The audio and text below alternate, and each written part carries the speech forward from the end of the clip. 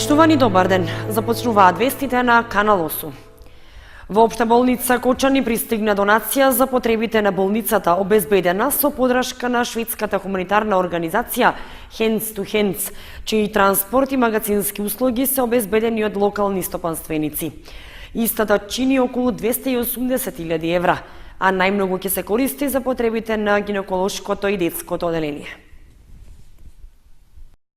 По акцијата за донација на униформи за вработените во Општа болница Кочани, пристигна донацијата обезбедена со подршка на шведската хуманитарна организација Hands to Hands, чии транспорт и магазински услуги се обезбедени од локални стопанственици. Вредноста на опремата е 280.000 евра, што ќе придонесе за подобрување на комплетниот статус на Општата болница во Кочани.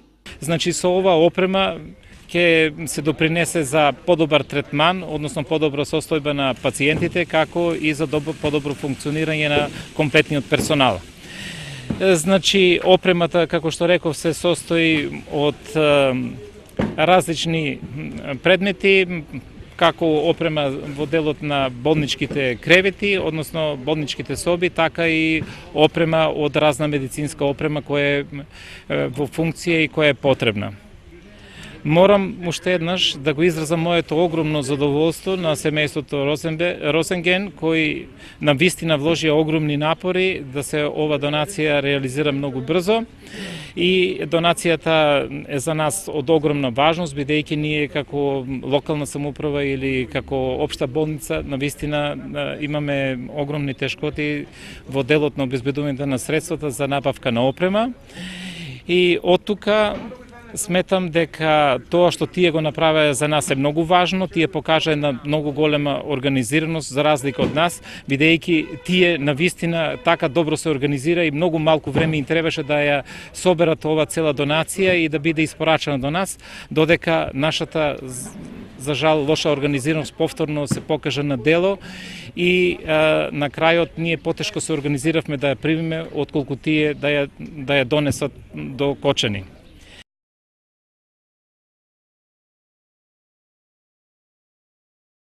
Значи, шведската организација Hand to Hand не е нова на просторите на државата. Веќе неколку години успешно организираме проекти во форма на хуманитарни донации. Присутни сме во Битола, донираме 4 пати во Штип. Вредност на опремата во Штипската клиничка болница е над 1 милион евра. А еве за прв пат денес го завршуваме овој дел од проектот и донесовме опрема во вредност од 280.000 евра. Нема да застанеме овде, бидејќи нашата мисија е да помогнеме и во еден мал сегмент да ги подобриме условите во јавното здравство во државата.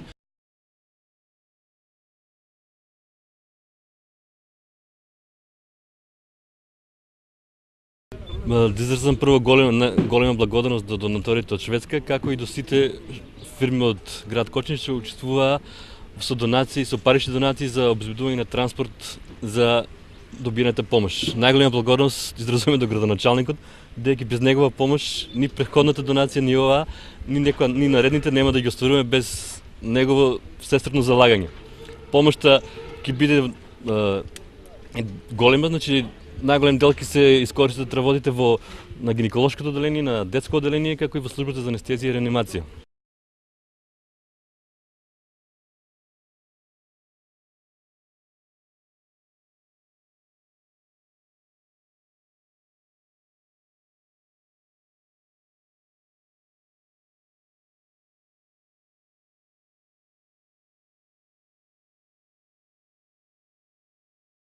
Евра потребни за донацијата. Министерот без ресор Аксел Ахмедовски оствари средба со градоначалникот на Виница Ивица Димитров. Целта беше презентирање на условите и критериумите за учество на конкурсот за подршка на стратегијата и декадата на ромите, кои не бараат процентуално учество на општините. Општина Виница од крајот на март може да аплицира за користење средства од програмата 11 за подршка на стратегијата и декадата на ромите. Министерот без ресор Аксел Ахмедовски на средба со градоначалникот Ивица Димитров ги презентираше условите и критериумите за учество на конкурсот, кои не бараат процентуално учество на општините. По поднесувањето на конкурсот се договоривме дека со проектна документација ќе аплицираат до владата на Република Македонија во рамките на нашите можности. Сега не сакам да елаборирам со точната сума на средства кои што ќе биде одобрена до општина Виница, бидејќи средствата се кај нас не се многу големи, меѓутоа за почеток сметам дека се добар импулс, односно импакт за работа на оваа поле заради решавање на проблемите со кои се соочуваат граѓаните од ромското население во самата општина. Сметаме дека со поднесувањето на проектите од областта на инфраструктурата значителен дел од проблемите со кои се соочуваат ромското население ќе биде решен. Ромското мало во нашата општина или поточно во градот Виница има повеќе приоритети, меѓутоа главните приоритети се во делот на урбанизмот, во делот на инфраструктурата и комуналните проблеми. Во нашето ромско мало во општина Виница планираме на овој повик кој ќе се распише како што истакна на 30 овој месец, планираме да учествуваме со неколку проекти, а тоа е еден од проектите е довршување на подпорните зидови на улица Иво Лова Рибор, како и реконструкции на повеќе улици. Се надеваме дека Министерството и владата на Република Македонија со овој повик ќе ни одобри поголема сума на финанси и дека овие проекти кои што ќе ги аплицираме ќе бидат одобрени и реализирани во текот на оваа година. Општината има готова документација за дел, меѓутоа, како што истакна и министерот, можеме и со пресметка и со ГУП, не мора да има детален урбанистички план, и така да со ГУП можеме да аплицираме за овие проекти кои што ни се во план. На средбата беше најавено и спроведување на акцијата Мрдни со прст во Виница за реконструкција на спортското игралиште во ромското мало, како и чистење на депониите, а истата ќе се реализира во пресрет на 8 април, Светскиот ден на ромите. Согласно меморандумот за разбирање склучен помеѓу општина Кочани и канцеларијата на УНИЦЕФ во Република Македонија, отворена оглас за спроведување тендерска постапка за проектот Основање и функционирање на центри за ран детски развој. Рокот за поднесувањето на понудите е до 21 март 2018. За реализација на проектот Основање и функционирање на центри за ран детски развој, согласно меморандумот за разбирање склучен помеѓу општина Кочани и канцеларијата на УНИЦЕФ во Република Македонија, во рамките на кои двете страни се согласуваат на соработка за отворање и функционирање на 2 центра за ран детски развој во општина Кочани, и тоа: Центар за ран детски развој сместен во една училница во основното училиште Никола Карев во селото Тракање и Центар за ран детски развој сместен во една просторија од стариот спомен дом Аснов во Кочани.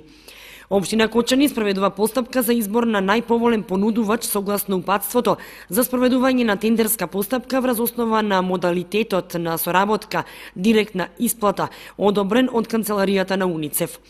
Тендерската документација без надоместок може да се добие од општина Кочани, лице за контакт, виш соработник за спроведување на постапки за јавни набавки Силвана Благонова. Рокот за поднесувањето на понудите е до 21 март 2018 до 12 часот, кога ќе се одржи јавното отворање на понудите. Градоначалникот Илиев оствари средба со крводарителите од Кочани. Одбележан денот на крводарителството 17 март. По повод 17 март, денот на крводарителството во Република Македонија, десетина крводарители и представници на општинската организација на Црвен крст Кочани имаа прием кај градоначалникот на Кочани Николчо Илиев. Годишниот план за крводарување е остварен со 84%, така што оваа година ќе работиме да го оствариме со 100% самиот годишен план.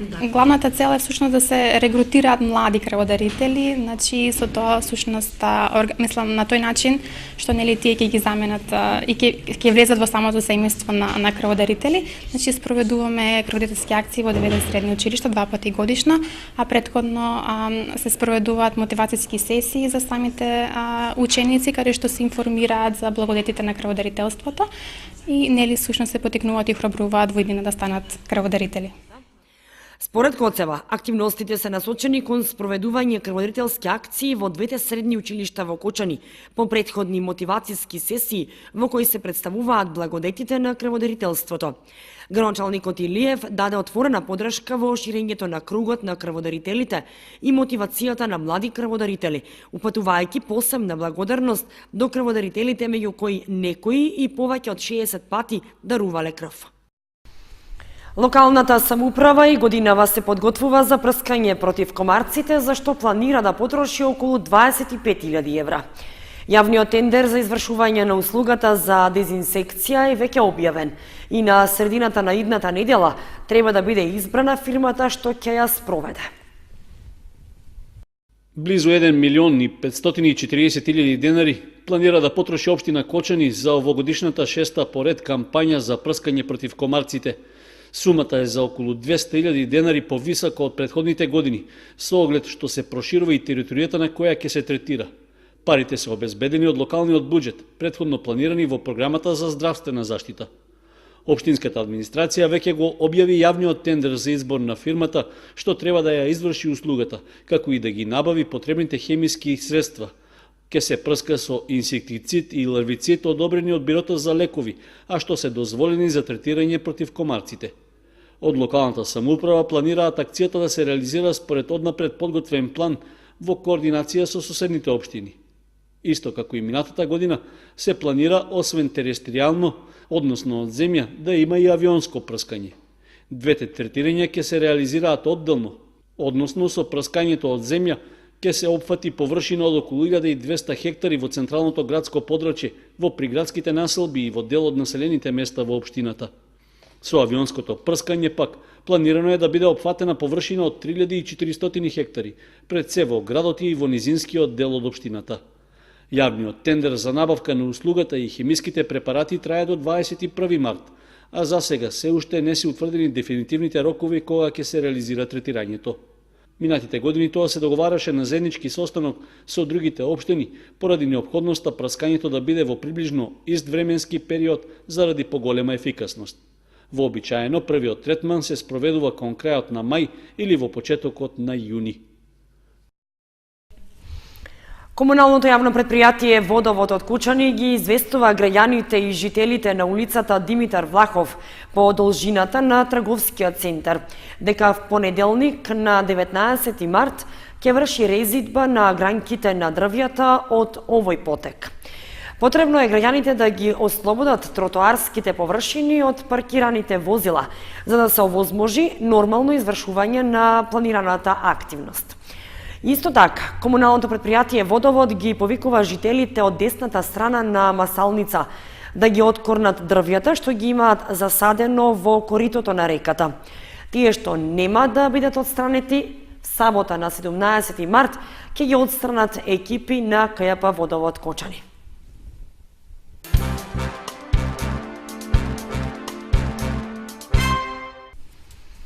Со повеќе награди се вратија членовите на литературниот клуб Копнеш од Кочани од учеството на поетска манифестација, што во организација на професионалниот писател и афирматор на македонската литература во странство Милица Паулус се одржа во Неготино.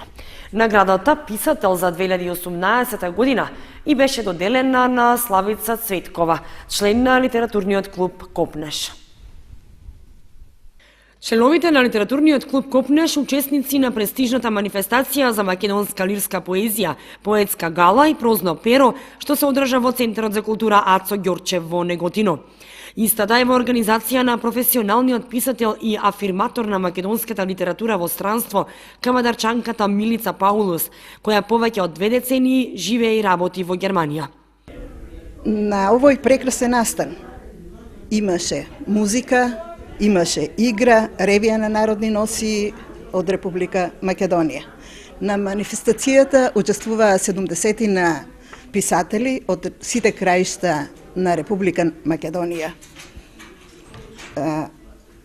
На трите манифестации се доделуваат награди со дипломи и трофеи или само дипломи, а од нашиот клуб учествуваа следниве лица: Милица Трпеска, Атанас Ѓоргиев, Ленче Стоименова, Тоши Илиев, Марина Гоцевска, Славица Цветкова и Блашка Стојкова и освоија неколку награди.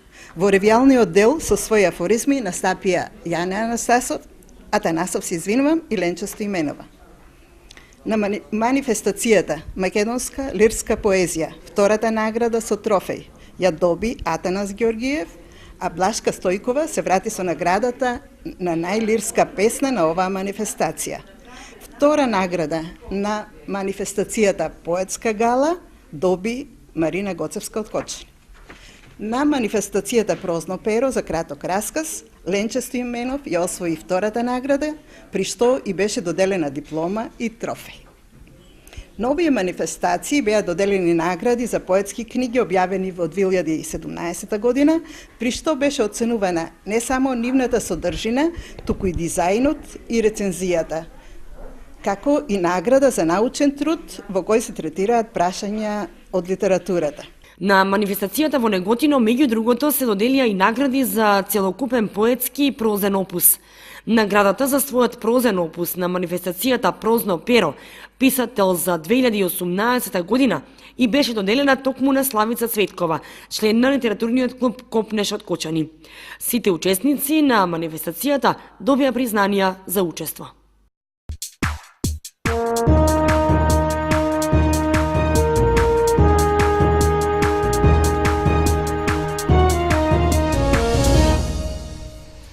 Следува информацијата од спортот. Викендов ќе се одиграат првенствените фудбалски надпревари во машка конкуренција, додека во првата лига за жени редовното коло ќе се игра идната недела. Осогово ќе гостува во Велес на тешка средба со Борец. Викендов ќе се игра редовното 17-то коло во втората фудбалска лига Исток. Фудбалерите на Осогово ќе имаат тешка задача во обидот да дојдат до успех за да го избегнат дното на табелата. Ќе гостуваат во Велес против силниот тим на Борец, кој во есенскиот па и во пролетниот дел се обидува да се вмеша во борбата за врвот. Во моментот велешани се на третото место со 29 бода, два помалку од второпласираната Штипска Брегалница. Жолто-сините пак, по минатонеделната победа на домашен терен против директниот конкурент победа од Валандово, успеа да се одлепат од самото дно и фенерот да им го препуштат токму на валандовчани. Сепак, гостувањето во Велес повеќе од известно е дека ќе биде тешко и освен спортска срека ќе треба многу повеќе цврсти редови во одбраната и снаодлив напаѓачки ред во обидот да се направи некакво изненадување. Со ваков распоред на силите, дури и освојувањето бод за Осогово би било рамно на целосен успех. Шефот на стручниот штаб на нашиот второлигаш Крсте Крстев рече дека засега во клубот се е во ред, тренинзите се одвиваат нормално, па очекува екипата да покаже добра игра и да им се спротивстави на Велешани. Средбата со Борец Осогово ќе ја игра в недела од 14 часот. Во првата фудбалска лига за жени пак викендов ќе има пауза, а надпреварите од 13-тото коло ќе се играат в среда, кога женскиот фудбалски клуб Кочани ќе гостува во Дојран против спортски центар Истатов.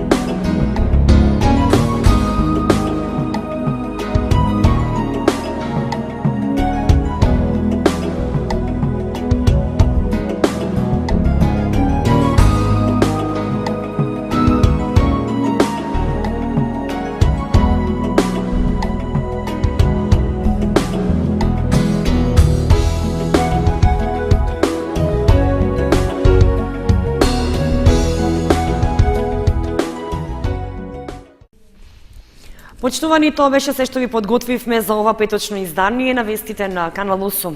Ви посакуваме пријатен викенд. Довидување.